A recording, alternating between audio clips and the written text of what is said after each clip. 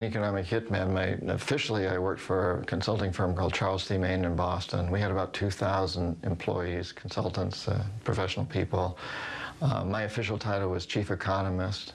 I was a partner in the firm, and I had several dozen people working for me. That was my official title.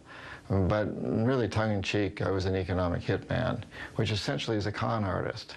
And we could use all the resources of this company to create economic models and so forth that would prove to countries like Panama, Ecuador, Indonesia, countries with resources our corporations covet.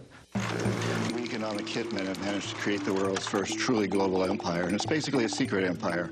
We do it many ways, but principally we identify a country that has resources our corporations covet, like oil, arrange a huge loan to that country from the World Bank or one of its sisters.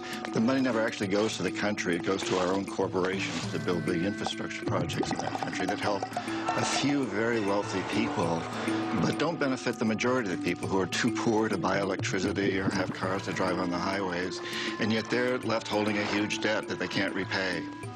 So we go back at some point and say, you know, you can't pay your debts. Give us a pound of flesh. Sell your oil real cheap to our oil companies. Vote with us on the next critical UN vote. Allow us to build a military base in your backyard. Something along these lines. And when we fail, the jackals go in and either overthrow or assassinate these leaders. And if the jackals fail, as they did in Iraq, then we send in the military. I don't think the failure is capitalism. I think it's a specific kind of capitalism that we've developed. We've created what I consider a mutant, viral form of capitalism. And this mutant form of capitalism, which I think is really a predatory form of capitalism, has created an extremely unstable, unsustainable, unjust, and very, very dangerous world.